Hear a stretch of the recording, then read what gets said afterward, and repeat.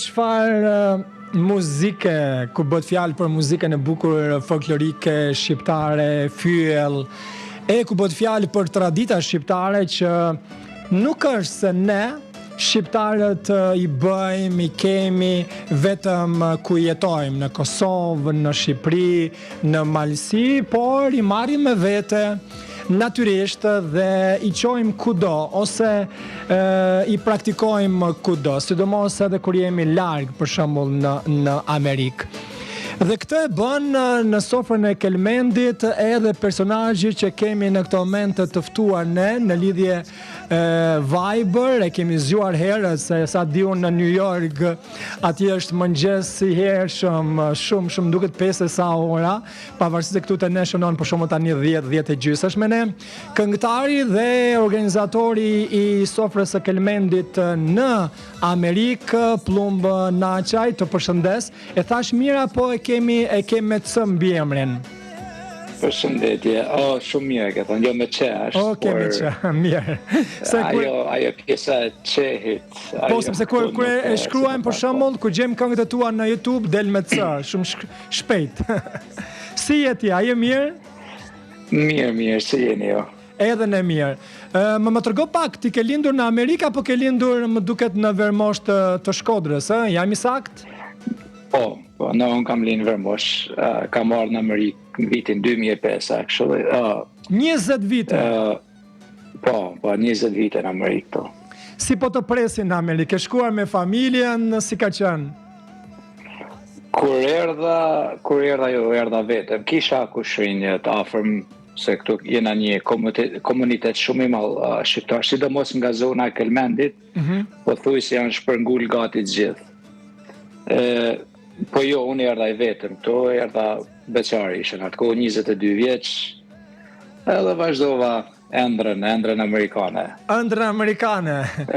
E na bën shumë përshtypje në fakt, pikërisht në këtë tokën amerikane, në këtë ëndrën amerikane, vjen edhe vazhdo të praktikohet bukur me plot tradita sofra e Kelmendit. A ka qenë e vështirë, duke qenë që në fakt ti aty je dhe organizator, apo jo? Përveç se merr pjesë dhe këndon.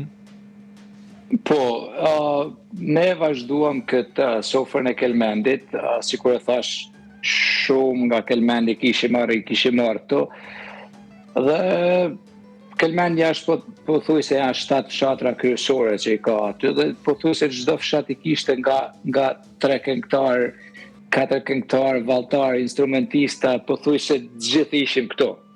Unë mblodhem gjithë, diskutuam këtë gjallë, edhe vazhduam diku ka viti, më duket ka qenë viti 2009, hera parë që kena bërë tamam sofrën e parë të Kelmendit. Edhe ishte një u prit shumë mirë nga gjithë kelmendësit, ishte një gjë shumë e bukur, se kjo arsyeja jonë, si më thonë, ai gjaja më qëllimi jonë kryesor është që t'i rujmë të vlerat, t'i rujmë të traditat, kostume kaq të bukura, të tradita kaq të bukura që kena si shqiptare, si malësor, dhe t'i trashëgojmë tek fëmijët tanë.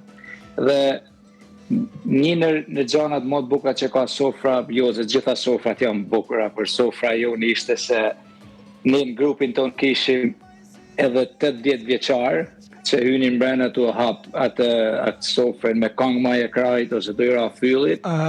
Dhe kishim edhe nga ata që ishin vetëm 1 vjeç, sa kishin mësu me ecë. Dveshën gjithë në çakshir dhe në veshën kombëtare. Jemi duke parë disa pamje, po shikojmë disa foto në fakt nga organizimi dhe duken të manitshme. Disa nga fotot. Bilaja ti që po shef tani aja është çuni djali im i vogël. Ai që është afër teje. Vjen unë isha tu knu aty dhe vjenem ka për kamet gjatë performancës aty. Plumb, më bën shumë përshtypje si e keni quar atje për shembull, si e keni marrë nga Malësia me qutë gjubletën. Është rëndë, është e madhe, por nuk është një, janë shumë. Shikoj për shembull vajzat e reja, gratë, shkelqejnë me gjubleta dhe me veshje të bukura popullore. Më thuaj paksa, ku i gjeni ju për shembull, kur ktheheni në vendlindje i merrni, a është dikush atje që kujdeset? Gjubletat, po thuj se gjitha ka ndonë nga vendlinja. sikur ta thash edhe përpara, kur qëndron këtu, kur e marrim me veten sikur e thellë ti, kur e merr me veten kelmendin, ke këto se nuk ndal asnjë gjë. Po gjitha, prind janë shumë të interesuar që ti angazhojnë fëmijën, ti mbajnë fëmijën dhe bëjnë çmosin, ndoshta lanë edhe punën përpara se duhet me bëj shumë praktika për këto, për ta realizuar një spektakël fund viti dhe një sofra, si ti thoma, normal se duhet me bëj shumë praktika gjatë asaj kohë, se prind janë shumë të interesuar, lanë punën, ndoshta vinë nga një orë gjysmë me makinë që të bashkohen atë gjithë aty, edhe ta mbajmë prapë si një pothuajse si një familje e madhe kelmendase. Gjuha ka të bëjë prapë për shembull se kena qef që ta kalojmë dhe gjuhën shqipe, mos harrojnë fëmijët tanë, edhe fëmijët tanë mundohen e t'ja mësojnë edhe fëmijëve tyne kur të lindin këto. Se është një humbje shumë e madhe, nëse humb gjuhën, i humb gjitha. Nëse nuk di të flasësh shqip, masani nuk kanë shumë rëndësi as këto kostumet nëse nuk e flet gjuhën. Po vazhdojmë me fanatizëm mallë që t'i rujmë të gjana. Dhe bëni shumë mirë në fakt Plum. Unë jam shumë kryestar të di, a ka për shembull në këto aktivitete ndonjë amerikan që ka qef të vi, qoftë bashkëmoshatari i fëmijëve atje, qoftë ndonjë mikeshë juaja që ka qef të vi në këtë sofrën e kelmendit? Nuk ka se s'ka qef, por ato kemi pas të ftuar aty që kanë ardhur. Por pak, jo shumë, zakonisht kur nxjerrin ato biletat se është normal, se aty ku kapaciteti i restorantit që shkojmë me banë atë është 600 vet, maksimumi 600 vet. E si thash nga kelmeni jena mi 3000 vet, nuk shta më shumë këto. Veç po thëmë thjesht një numër shpejt, pa më nuk e për gjatë. Ato do më thonë shiten fill, sa nxjerrin biletat, gjitha merren edhe nuk ka dhe shumë, që më dhamë po, e pëlqen shumë, mbase kur i shikojnë edhe këtë gjana mrapa, është një gjë shumë e bukur, kjo gjubleta, veshja jonë kombëtare që e kena, është një gjë që gjithë i lënë pothuajse me gojë hapur kur e shohin. E rroba që ti vesh vetë, sepse ti përveç se i organizator edhe këndon, interpreton aty, nga i ke marrë, i ke të vjetra, i ke të trashëguara nga dikush, apo janë pak më moderne, thënë ndryshe? Këto në fakt mi ka rregullu vajza e Agjës, vajza Xhaxhait, këtu në Amerikë. Edhe e ka një 30 vite, ndoshta që ka ikë nga Shqipëria, por e kishte nga qefi ajo, e ka bën një me vllajën e saj, një si punë kompanijet vogël, si ti themi ne ashtu, që vazhdoj të rregullon të çakshit, jo gjubletat, vetëm çakshit. Edhe mi ka rregullu ajo, me mishtrinë ma të bukur. Sa aktivitete organizoni në vit për shembull, përveç se këtyre festave të nëntorit, festave edhe të flamurit, ose festën e pavarësisë së Kosovës, festat të tjera, sa aktivitete komplet atje organizoni ku jeton në Amerikë? Këtu që kemi, pothuajse çdo vit kemi 3 ose 4 që marrin pjesë si grup, si shoqate kelmendit që jena këtu në Amerikë. Janë shumë faktorë, për shembull se jeta këtu është pak si tepër e shpejtë, tepër e nxanë çdo ditë ajo schedule është e numëruar minutat, por merremi me këto festivalet kur zhvillohen që i bëjmë me kishën e New Yorkut, që ashtu në Amerikë, disa me pambarësinë, me ngritjen e flamurit atje në Westchester, që shkojmë dhe ngrijmë një herë në vit edhe atje për një dëshmor. Tu si jena si kryesor ne që bëjmë ne merrna me këtë punë. Bëjmë gjatë verës piknike, kështu me muzikë, me sport, me aktivitete. Deri tash 3 ose 4 kena bë, do munona që të bëjmë më shumë, por jeta tepër e nxantë, si më thonë, tepër busy. Kam dëgjuar për ty si pas një miku në fakt që në ka dhënë dhe kontaktin, një tekstshkruese, një gazetar i njohur i Malësisë, Pali, që ti ke pauzuar, pra ke pushuar një farë kohë më pas rikthyer përsëri në aktivitete në muzikë. Çfarë ndodhi? U pazove sepse u martove apo si ishte kjo? Sikur e vazhduam bisedën me atë ëndrrën e Amerikës. Kur erdha këtu të thëmë vërtetën, unë isha të manjerill, isha shumë e aktivizum në muzikën në Shqipëri, aty kur kam qenë Kelmend. Erdha në Amerikë dhe thëmë adin shka, po vazhdoj me ëndra ime ishte që të vazhdoj me muzikën, njëherë të vazhdoj me dasma të këto pari, të këto gjana tjera, më sande i ma lartë. Por ajo ëndra i qik u godit pak si se vjen këtu janë shumë gjana që nuk i mendon njëri. Godet jeta në një mënyrë që të ban me haru disa gjana që i ke këto. Si thash, isha dhe vetë këto. Kisha kushinje shok e kështu, po kur në kem shtetje taman drejt për drejt nga familja jote, masanej janë shumë gjana që vazhdojnë. Puna, gjuha, shkolla, e tjera të bajnë me i haru këtë gjana. Një kur i lënë për një kohë, fillon edhe të shefi pa ka shumë me u largua, mos nuk ke kohë as me menu për atë punë. E kështu vazhdoj. Masane kur vazhdu me prapë me sofrën e Kelmendit, me këta kam me kolegët, me shok që i kena këtu, ma shumë jena marrë me organizimin, me krijimin e muzikës, me gjana tjera dhe tash për e japim më një shansë dhe një tjetër se muzikën gjithmonë e kisha pasion, e kisha gjithmonë në zemër, nuk asnjëherë nuk e lash, por don edhe që ta kesh zanin, ta kesh gjitha duhet praktik çdo ditë, duhet ta trajnosh zanin çdo ditë.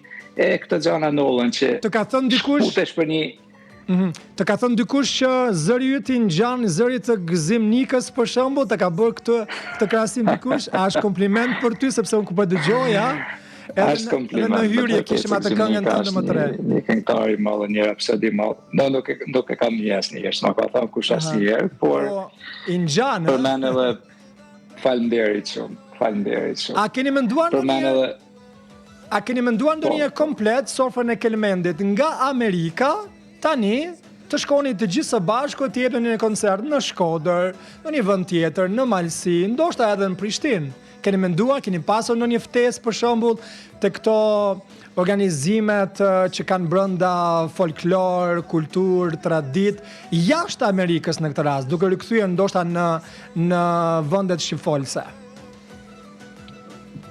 Ftesat i kemi çdo vit, sidomos atje në Kelmend, atje ku bëhet logu i bjeshve, atje çdo vit i kena ftesat që shkojnë, po nga njëherë mund në me shkusash pak e vështirë që të shkputen 30 vetë për herë, ose 20 vetë, ose sa jena na pjesëtar të grupit, që t'i bash gjithë bashkë në njëjtën kohë shkojmë. Kemi marrë pjesë një herë ose dy si grup atje, kemi pas ftesa edhe në Malsinë Malit Zi, atje në gjitha këto trevat atje kur organizojnë atë gjanat verore. Kemi pas ftesa, por është pak e vështirë. Edhe miku im poeti Jon Pali, sikur e përmend, dëshiroj ta përshëndes, dua ta përshëndes rastin, ta përshëndes gjatë kësaj bisede këto. Edhe ai na ka ftuar edhe kur ban këto që organizimet kastratit të këto gjana, sikur është kë nuk është vetëm një poet i shkëlqyer, por është edhe një organizator. E në rrallë parë është edhe njëri mirë, se po duhet të jesh njëri në rrallë parë, të jesh gjithçka të bëhesh, një profesionist i mirë duhet të jesh edhe një njëri i mirë. E duhet ta përshëndes përzemërsisht Palin. Do vazhdojmë kjo është edhe një gjë që për sofrën e Kelmendit kena dëshirë që ndoshta ta bëjmë edhe më të madhe, që të shkojmë ta bëjmë edhe në ku kemi shqiptarë tjerë, sikur thati në Shqipëri ose në Itali ose në Kosovë. Por tani për tani këto kanë qenë jena kanë përqendruar më shumë këtu në New York edhe në Michigan, edhe atje të vllazërit tonë që kena në Michigan, edhe atje kena shkuar, kena bërë sofrën e Kelmendit 2-3 vite. E këtë sofrën që shtroni, ku e keni marrë, s'ma the.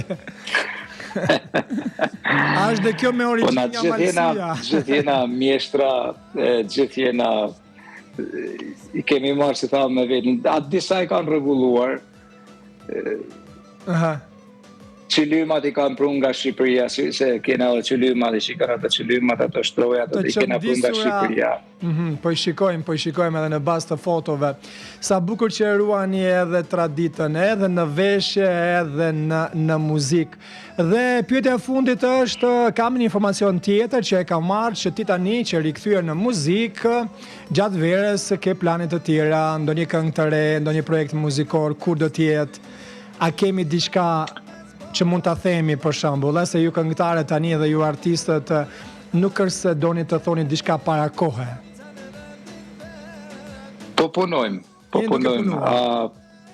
Projekti tani që po punojnë të është përdal se tekstin e ka spikatur Pal Qaraj, poeti jo nga Malësia, ka bën një tekst shumë bukur, që më ka manit të thëmë vërtetën.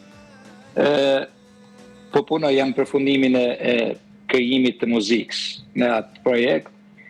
Kam edhe 3 projekte tjera që po punoj. Në Tonjana është përfunduar dhe 2 tjera po vazhdohet orkestrimi e muzikat në studia të gjata. Nga fundi 2025 shpresoj që do i kem 4 ose 5. Dhe do vazhdojmë punojmë prapë me Palin, më kanë pëlqyer shumë tekstet e tina. Urojmë të jenë hite, do t'jenë natyrës së folkut apo jo? Folk të përzira. Të përzira. Dhe përsëri... do i bana, originaliteti do i bana. E thash pyetja e fundit, po përsëri më tërhoqja ajo sofra, çfarë pije kishte aty, ishte ndonjë rakin, duket? Raki, edhe rakin e rregullojmë këto. E rregullojmë atje. Se kemi marrë gjitha, sikur e thonë, kemi marrë gjitha me veti. Nuk është rakia që vjen ekstra nga Malësia. Mirë, por pavarësisht se natyrisht ne të presim me kënaqësi edhe në projektet e tua kështu personale, muzikore, mos e harro kur këto organizime, këto tradita në fakt sofrën e Kelmendit së bashku me të tjerë organizatorë dhe gjithmonë tregoni këto vlera të kulturës, traditës shqiptare në tokën e Amerikës. Faleminderit shumë për këtë bisedë. Faleminderit shumë dhe i përshëndes. Edhe që na ke pritur sepse është shumë herët atje, gjithë të mirat. Ishim me organizatorin, gjithë të mirat.